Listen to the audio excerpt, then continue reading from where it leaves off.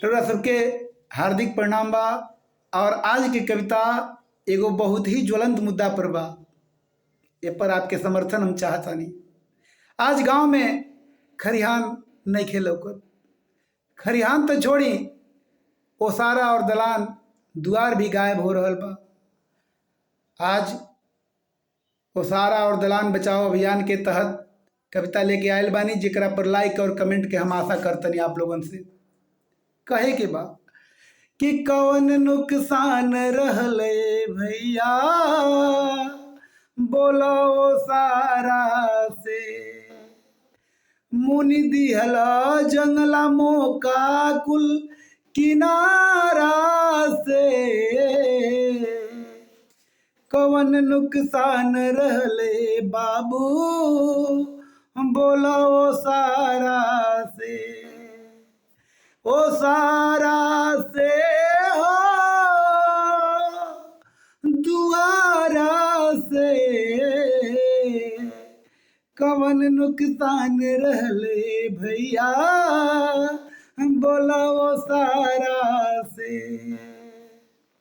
अरे बरखा में राही कहाँ लुकई हैं, कहाँ चिड़ैया खतोनवा बनई हैं। बरसों से, जन्म जन्मांतर से चिड़ई, कबूतर, बिलार, मोस, बिष्टुइया, तेलगगरा, सांप, छछुन्नर आदमी के संगे उसके घर में रह चली आवतन है।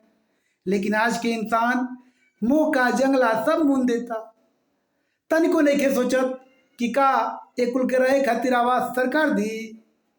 तब कहे के बा कि कहाँ चिड़ैया खतोनवा लगई हैं, कहाँ बिलरिया रात बितई हैं। अरे मुसवा कायब घर बनई हैं, कुकुरा कौरा कहाँ से पई हैं। शटर ग्रिल चैनल लगौला, अरे ग्रिल चैनल शटर लगौला किन बाजारा से। कवन नुकसान रहले बाबू, बोलो ओसारा से। कवन परेशानी रहले भैया, हम बोलो दुआरा से। कविता कैसा लागल? अच्छा लागल तो